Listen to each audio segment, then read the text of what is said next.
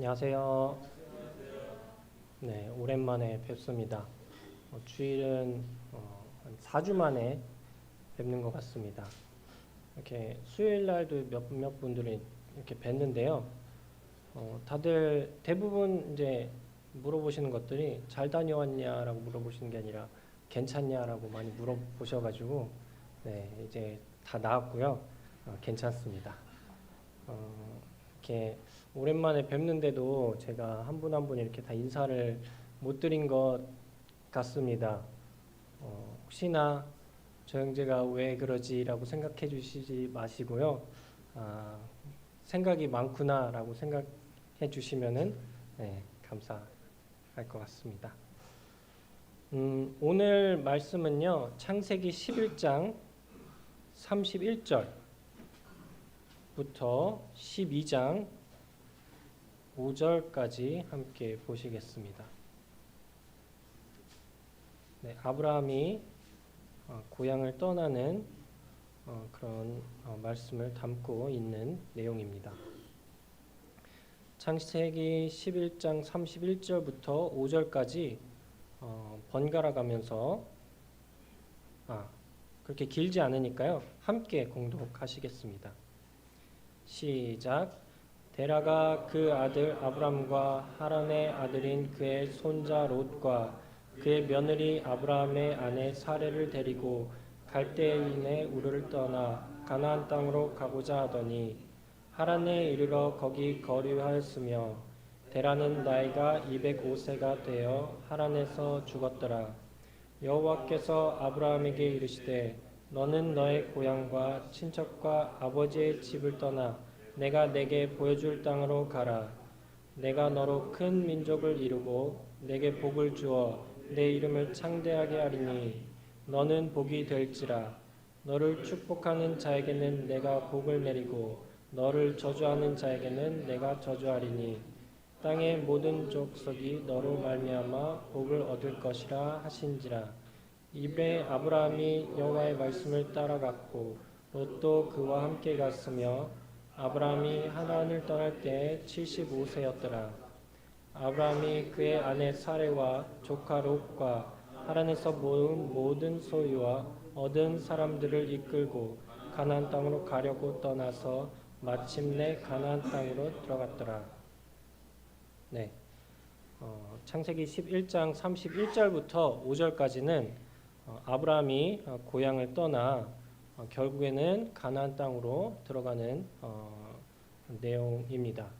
이제 가나안 땅으로 들어갈 때 가기 위해서 이제 그 시작점이 된 것은 하나님께서 아브라함에게 나타나셔서 고향과 친척과 아버지의 집을 떠나 내가 보여줄 땅으로 가라고 하셨던 것을 시작으로 아브라함이 움직이게 됩니다. 그럼 아브라함의 고향은 어떤 곳이었나라는 것을 먼저 말씀드리고 싶습니다. 갈대아 우르라고 저희가 잘 알고 있습니다. 아브라함의 고향은 갈대아 우르였고 또 하란에서도 어느 기간 머물렀다라고 저희가 알고 있는데요. 이 지역은 메소포타미아 남쪽 지역에 위치해 있습니다. 메소포타미아 지역은 중동의 유브라데스 강과 티그리스 강 사이에 길게 있는 지역을 말하고 있습니다. 북쪽에는 이제 터키 쪽 지역부터 또 남쪽까지는 이제 페르시아만까지 이르는 그 지역을 메소포타미아 지역이다라고 말을 하고 있고요. 또 이 지역이 강과 강 사이에 있었기 때문에 땅이 비옥했고 문명 발달에 이 강들이 큰 역할을 한 것을 알고 있습니다. 근데 이 창세기 10장에 보면은 이 땅에 이제 누가 살았는지를 말해주고 있는데요. 노아의 후손들이 이 지역에 살았던 것을 저희는 알고 있습니다. 니므롯이란 사람이 살았다라고 나와 있는데 창세기 10장 10절을 제가 읽어드리겠습니다. 그의 나라는 시날 땅의 바벨과 에렉과 악갓과 갈레에서 시작되었으며 그가 그 땅에서 아수르로 나아가 니느웨와 르호보들과 갈라와 및 니느웨와 갈라 사이에 레센을 건설하였으니 이는 큰 성읍이라. 10절에 나오는 그는 니므롯입니다. 니므롯은 노아의 증손입니다. 그가 그의 나라라고 나와 있죠. 네, 그가 나라를 세웠는데 그 나라의 이름을 신할 땅이라고 말해주고 있습니다. 신할 땅의 또 다른 이름은 수메르입니다. 서방 지역에서는 이 이름을 신할이라고 했고 또 동양에서는 수메르라고 지역을 불렀습니다. 여기 나와 있는 이제 땅에 도시들이 여러 도시들이 나와 있죠. 뭐 바벨도 있고 저희가 익숙한 이런 이름들이 있는데 1900년경까지는 성경 외에는 이 도시들이 존재했다는 증거들이 발견되지 않았었지만 근 100년 사이에 고고학자들의 그 발굴로 인해서 이 도시들이 실존했다는 증거가 발견이 되었습니다. 그렇기 때문에 저희는 실제로 이제 발굴된 이 고고학자들이 이제 발굴했던 이것들을 통해서 이 수메르 지역이 어떤 곳인지를 알 수 있습니다. 이때를 이제 그들은 이제 수메르 문명이라고 부르는데요. 그 문명에서는 구운 벽돌을 사용을 했습니다. 약 BC 2000년경 정도 되는데요. 역청을 사용해서 이 벽돌과 함께 거대한 신전을 짓고 집들을 만들었습니다. 또 이때 지도를 사용한 흔적이 있습니다. 토판들에 지도가 새겨져 있는 것을 발견했고요. 정말 놀라운 것은 생활 하수도관이 발견이 됐다고 합니다. 한국에서도 이 하수도 시설을 사용한 지 찾아보니까 그렇게 오래되지 않았더라고요. 제가 이렇게 말하기는 좀 뭐하지만 제가 어렸을 때도 그 한 7살 되기 전 네팔 가기 전에 이제 조암에 할아버지가 살고 계셨는데 지금도 조암에 계시고요. 그 집에 가면은 이제 밖에는 안에는 이제 현대식 화장실이 있고 밖에는 푸세식 화장실이 있었습니다. 그렇다는 것은 한국에서도 이런 배수 시설이 사용한 지 그렇게 오래되지 않았다는 것입니다. 1960년대부터 이제 발전이 시작해서 지금까지 이제 사용을 하고 있는데요. BC 2000년경부터 수메르 문명에서는 생활 하수도관을 사용했다는 흔적이 발견이 되었습니다. 또 수로를 만들어서 이 강들 사이에 위치해 있다 보니 이렇게 관계 농업을 시작을 했고요. 또 쐐기 문자를 사용해서 기록하는 데 열정이 있었던 사람들이라고 합니다. 또 바퀴들이 발견이 됐는데 이 바퀴들은 수레와 전차들을 이제 사용하기 위해서 바퀴들이 사용이 되었습니다. 또 음식을 먹기 위해서 이제 토기들도 사용이 됐고요. 또 천을 짜서 천들로 이제 옷을 만들고 침구류도 만들고 이렇게 돛을 만들었다고 합니다. 이렇게 고고학자들로 인해서 그 당시 문명이 얼마나 발달했는지 수메르 문명이라는 그 문명이 얼마나 발달했는지를 알 수 있습니다. 그때 이제 최초의 제국이었던 아카드 제국이 2350년 BC부터 200년 동안 그 메소포타미아 지역을 통치했는데 이제 200년 뒤에 쿠티족 북쪽에 있는 쿠티족에 의해 멸망을 하게 돼서 그래서 이제 거기 살고 있는 수메르 지역의 사람들이 메소포타미아 남쪽 지역으로 이제 내려가서 우루 왕국을 건설을 하게 됩니다. 그래서 이제 그 우루 왕국이 어디냐면 이제 앞서 말씀드렸던 아브라함의 고향이 되는 거죠. 그러면 이제 이 수메르인들이 그대로 이제 우루 쪽으로 내려왔기 때문에 그 문명을 고스란히 가지고 내려왔습니다. 이 지역은 이제 이라크 남쪽 지역에 위치해 있는 곳입니다. BC 2000년경에 번성했던 대도시라고 말하고 있어요. 여기서도 이제 발굴이 된 것들을 또 말씀을 드리면은 가로수길이 발굴이 되었고 실내 목욕탕을 갖춘 넓은 집터가 발굴이 되었다고 합니다. 저희 집에는 욕조도 없어요.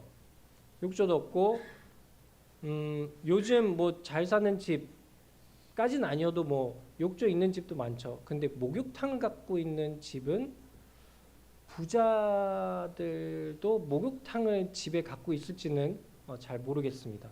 근데 이때는 그렇게 넓은 집을 갖고 있는 사람들이 있었습니다. 그리고 부유했던 것뿐만 아니라 교실터가 발견됐고요. 많은 토판들이 발견이 되는데 문법과 수학을 공부한 증거가 있었습니다. 또 이중 성벽이 있어서 외벽과 내벽 사이에 물을 넣어서 해자를 만들었고요. 그래서 강력한 이런 성읍이었던 것을 확인할 수 있습니다. 포장 도로망들도 발견됐어요. 그래서 이제 그 수레들과 전차들이 어떻게 다녔는지 알 수 있습니다. 그리고 정말 놀라웠던 것은 법전이 발견이 되었다고 합니다. 한 왕에 의해서 그냥 그 왕 맘대로 통치되었던 것이 아니라 이미 그 우르에는 우르남무 법전이라는 것이 있어서 57개 법률 중에 한 40개가 해독이 되었다고 하는데요. 그 법으로 인해서 그 나라를 다스렸다고 합니다.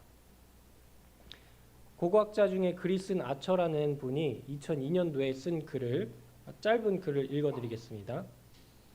아브람 시대에 우르에 살았던 사람들은 우아하고 호화스런 번영된 도시 생활을 누렸다. 우르에 한 잘 사는 사람은 14개의 방이 갖추어진 커다란 2층 집에 살았다. 중류 계층의 시민들도 약 10개 내지 20개의 방을 가지고 있었다. 저희 집은 방이 2개밖에 없어요. 근데 이때는 이미 사람들이 정말 커다란 집에 살고 있었습니다. 그만큼 도시가 부유했었고 여기 살고 있던 사람들도 마찬가지로 부유한 사람들이었던 것을 말해주고 있습니다. 아브라함 시대를 생각하면은 저는 당연히 모든 사람이 뭐 농사짓고 양치고 또 천막 짓고 또 아담이 입었던 그런 그 가죽 옷을 입고 한 그런 사람들 일 거라고 상상을 했었는데요. 이미 아브라함은 그 당시에도 세계 최고 문명을 누리면서 살고 있었던 것이 발견됐다고 한 것에 놀라웠고 참 재미가 있더라고요. 그는 제가 상상했던 것보다 호화스러운 생활을 하고 있었습니다.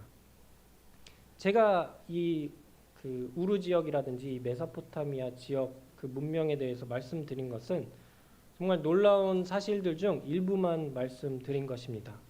일부만 말씀드렸는데도 아브라함이 어떤 생활을 했었는지 정말 조금이나마 상상을 할 수가 있습니다. 그렇게 좋은 나라에서 살고 있는 아브라함을 하나님께서 그 나라 바깥으로 부르시게 됩니다. 저희가 처음에 읽었던 12장 1절부터 3절을 제가 다시 한번 읽어드리겠습니다. 여호와께서 아브라함에게 이르시되 너는 너의 고향과 친척과 아버지의 집을 떠나 내가 내게 보여줄 땅으로 가라. 내가 너로 큰 민족을 이루고 내게 복을 주어 내 이름을 창대하게 하리니 너는 복이 될지라. 너를 축복하는 자에게는 내가 복을 내리고 너를 저주하는 자에게는 내가 저주하리니 땅의 모든 족속이 너로 말미암아 복을 얻을 것이라 하신지라. 여기 2절과 3절에 보면은 정말 좋은 내용들이 적혀 있죠. 내가 너에게 복을 줄 것인데 이렇게 큰 복을 주겠다라고 말씀을 하십니다. 근데 이 복을 받기 전에 아브라함이 해야 될 것이 있었습니다. 그것은 지금까지 알고 있던 모든 것을 떠나야 했던 것입니다. 너의 고향, 그리고 나의 사랑하는 가족들, 친척들을 떠나고 또 아버지의 집을 떠나 하나님께서 보여줄 땅으로 가라고 한 것입니다. 근데 저희가 11장 31절부터 읽지 않았습니까? 11장 31절부터 제가 이제 12장을 넘어가면서 이상한 부분이 있다라고 생각을 했는데요. 11장 31절에 보면 데라가 그의 가족들을 데리고 가나안 땅으로 떠났다고 기록이 되어 있습니다. 제가 지금까지 말씀을 들었던 거나 배웠던 거랑은 좀 다른 내용이더라고요. 당연히 아브라함이 우르를 떠났고 아브라함을 통해서 하나님께서 말씀하셨고 아브라함에게 말씀하셨고 한 내용이었는데 여기서는 데라가 그의 가족들을 데리고 가나안 땅으로 떠났다고 기록이 되어 있습니다. 그리고 하란에 이르러 거기 거류했다. 라고 나와 있고요. 그리고 32절에는 하란에서 데라가 죽었습니다. 그러고 나서 이제 그 다음 절인 12장 1절로 넘어가게 되면 하나님께서 아브라함에게 떠나 보여주는 땅으로 가라고 하시는 장면이 나옵니다. 그래서 처음에 헷갈렸던 것은 그러면은 11장 31절에는 하나님께서 데라에게 말씀하셔서 떠나라고 하셨다가 하란에서 데라가 죽었을 때 아브라함에게 하나님께서 나타나셔서 하란을 떠나라고 하신 건가? 라는 의문점이 생겼습니다. 그래서 그 의문을 해결하기 위해서 저희가 사도행전 7장 2절에서 5절을 함께 보시겠습니다. 사도행전 7장 2절에서 5절입니다.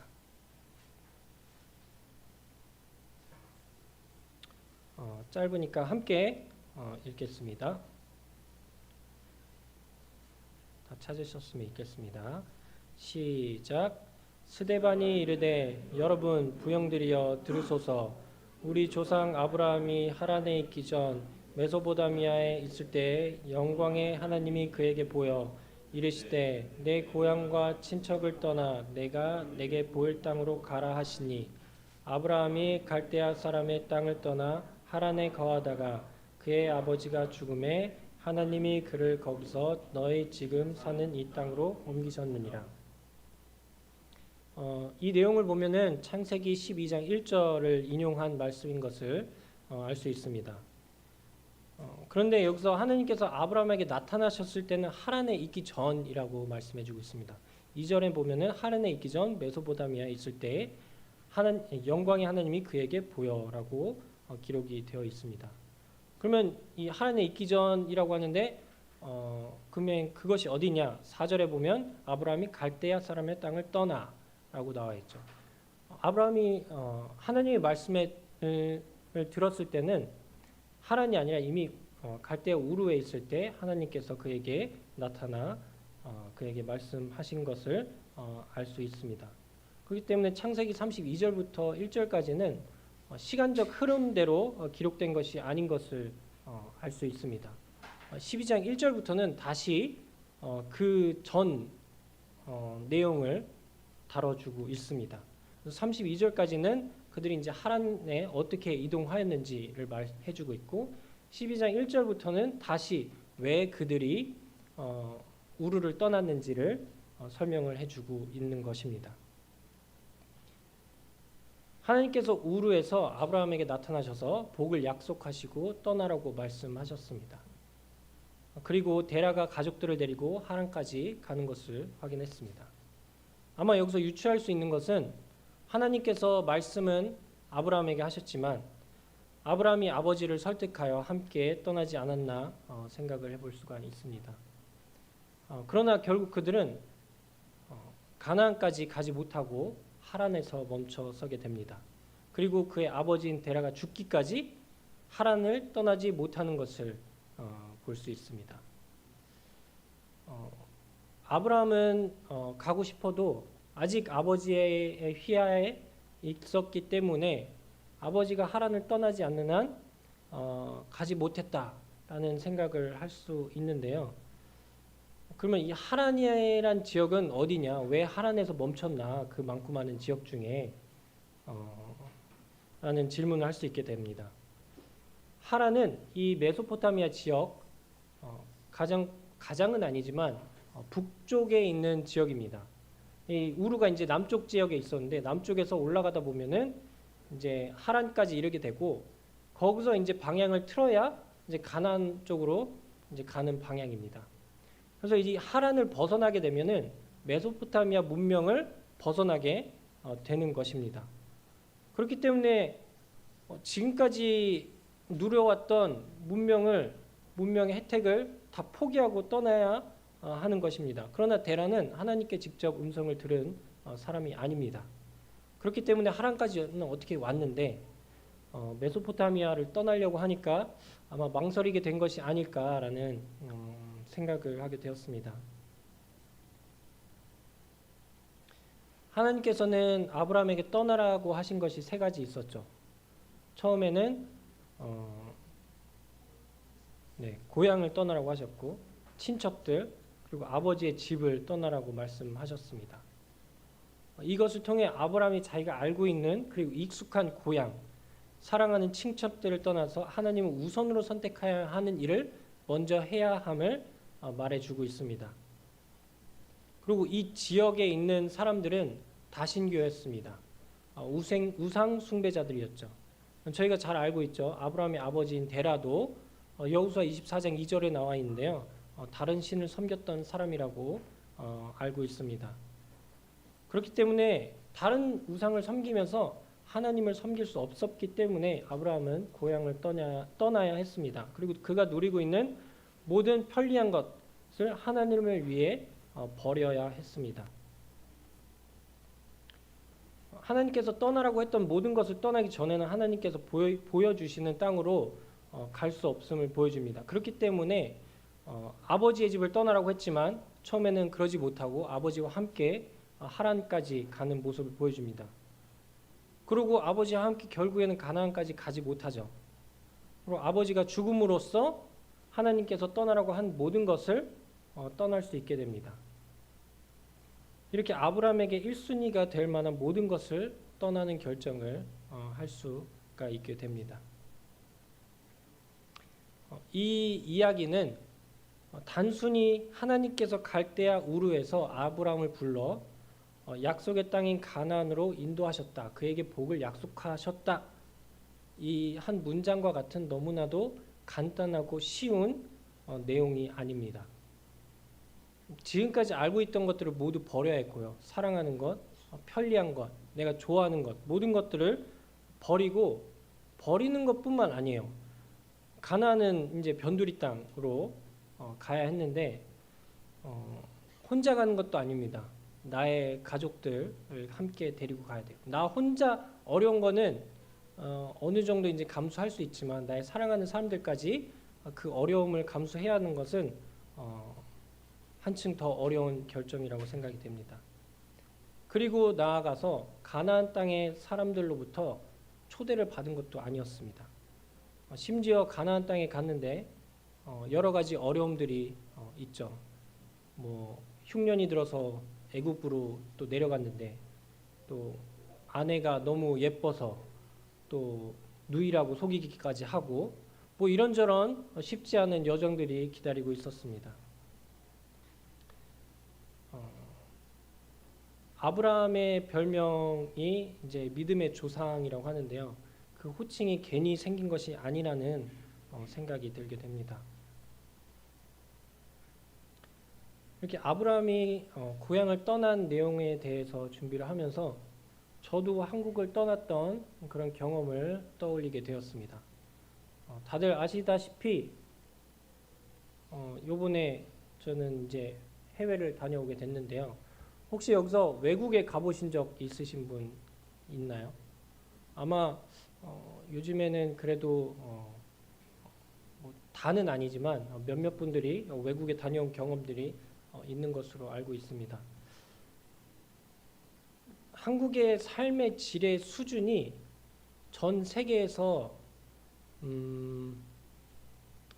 저는 상위권 정도 될 것이다 라고 생각이 됩니다. 물론 누가 이 기준을 정해놓고 측정하는 그런 게 있어서 정해놓은 건 아니지만 그것도 이제 이 객관적으로 판단을 할 수 없습니다. 주관적으로 판단을 할 수밖에 없지만 그래도 한국은 그 중에서 생활의 질의 수준이 꽤 높다고 생각을 합니다.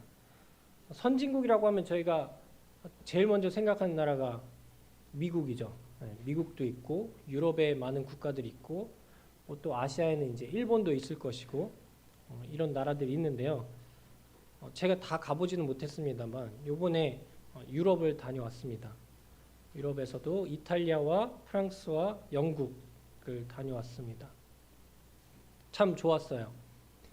혹시나 기회가 되신 분들이 있다면은 꼭 한번 다녀오시기를 추천을 드립니다. 이탈리아에는 유적지가 많습니다. 처음 가서 이제 패키지로 갔는데요. 가이드분께서 처음 보여주신 것이 콜로세움입니다. 저희 한 번쯤은 다들 TV에서 콜로세움 한 번은 다 보신 적 있으실 거라고 생각합니다. 가서 TV에서 보고 책에서 본 것들을 이렇게 앞에서 보니까 정말 좋더라고요. 아름답기도 하고 정말 고대 시대에 그렇게 큰 건축물을 지을 수 있었나? 또 그냥 이렇게 대충 지어놓은 것도 아니고 그 문양들이나 이런 것들을 보면 참 정교하게 또 정확하게 이렇게 만들어 놓은 것들을 보면서 참 대단하다, 좋다라는 생각을 했습니다. 그리고 뭐 이탈리아의 베니스도 참 아름다운 도시였고요.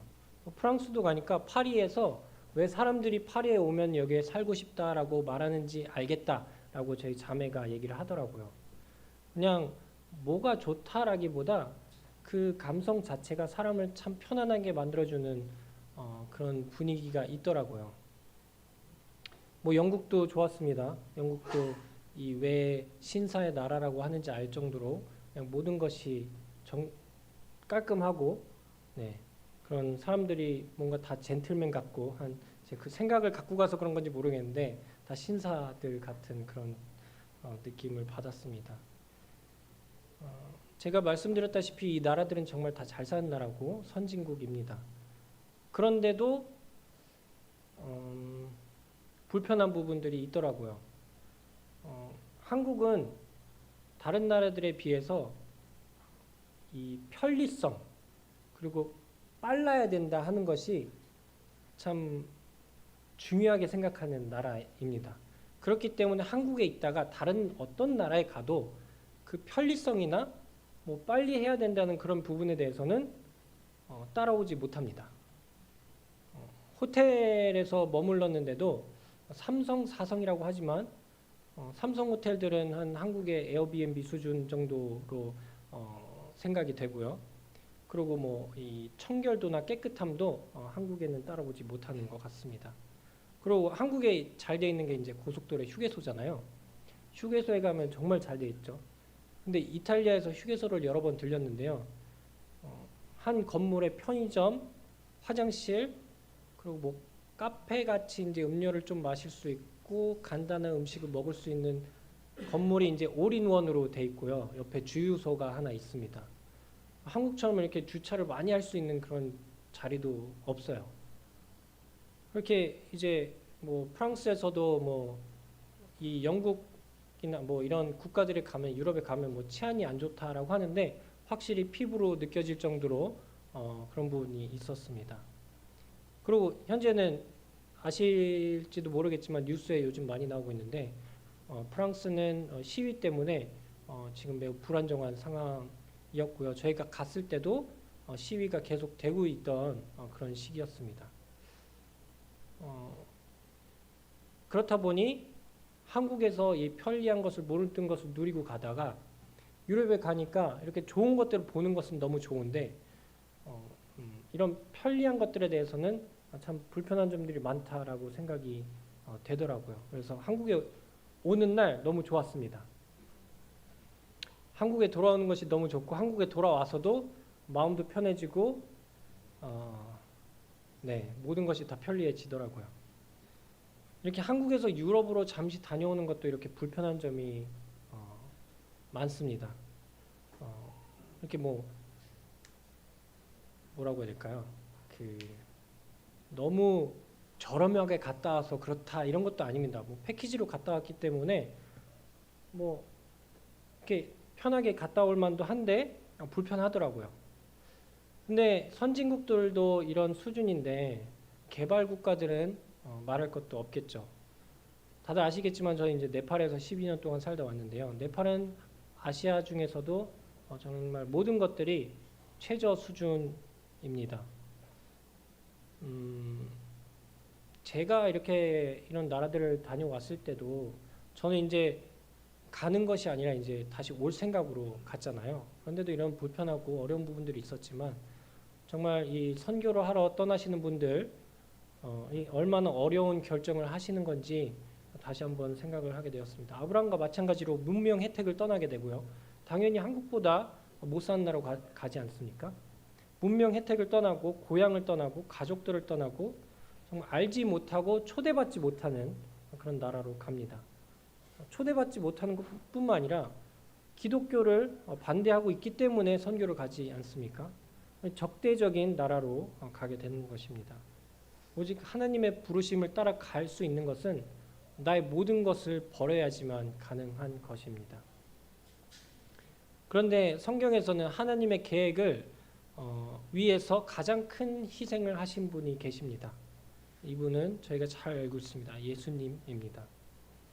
같은 세계에 있는 미국, 세계 최고 문명이라고 하는 미국 이런 국가가 아닌 이 세계를 만드신 분이 이제 천국에 계신 예수님이죠. 그리고 예수님께서 천국에서 살고 계신데 하늘나라에서 창조하신 이 땅으로 오셨다는 것은 얼마나 큰 희생이었는지 조금 상상해 볼 수 있었던 것 같습니다. 이 아브라함이나 선교사들이 초대받지 못한 것처럼 예수님도 이 세상에 초대받지 못하고 오셨습니다. 그리고 이 땅에 오시기 위해서는 예수님께서 몸을 입을 필요가 있으셨어요. 오늘 예배 중에서도 예수님께서 이 땅에 오시기 위해 몸을 입으셨다라는 예배를 드리신 분이 있으신데 참 이 몸이 참 불편한 것입니다. 공간의 제약을 받으시고 시간의 제약을 받으시고 원래 겪을 필요 없었던 그런 불편함이나 아픔들, 추움, 더움 이 모든 것들을 느껴야 하셨고 견뎌야 하셨습니다. 그리고 이것은 이제 작은 부분이고요. 그나마 그 인간의 몸을 입으시기 전에는 상상도 못할 일인데 사탄이 예수님을 시험을 하게 됩니다. 이건 시험이 어려웠다라는 것보다는 창조주로서 왕으로서의 도전을 받는 일입니다. 그리고 가장 큰 희생을 하신 것은 피조물인 저희를 위해 생명을 내어주신 것입니다. 예수님은 하나님이셨고 사람은 창조하신 피조물입니다. 그런데도 저희보다 더욱 귀하신 예수님의 생명을 희생하신 것입니다. 이렇게 아브라함이 고향을 떠나서 우르라는 지역을 떠나서 가나안으로 가는 것이 정말 간단한 그런 문제가 아니었고 간단한 결정이 아니었구나. 참 복을 쫓아 떠났기 때문에 좋아라 갔겠구나라는 생각이 아니라 모든 것을 포기하는 그런 어려운 결정을 하였다는 것을 생각하게 되면서 그만큼 예수님께서 이 땅에 내려오실 때는 얼마나 더 큰 어려움을 감수하시려고 다 아셨기 때문에 아브라함은 몰랐을지라도 예수님께서는 이 땅에 내려오셔서 어떨 것이라는 것을 다 아셨기 때문에 더 큰 결정이었다고 생각을 하게 되었고요. 또 예수님을 더 생각하고 감사하는 시간이 되었던 것 같습니다. 이 말씀을 준비하면서 성도님들도 이 말씀을 통해서 참 아브라함의 한 일을 통해서 저희의 구주이신 예수님께서 하신 그 희생을 조금 더 생각할 수 있는 그런 시간이 되었었으면 좋겠습니다. 오늘 말씀 짧았지만 여기서 마치도록 하겠습니다.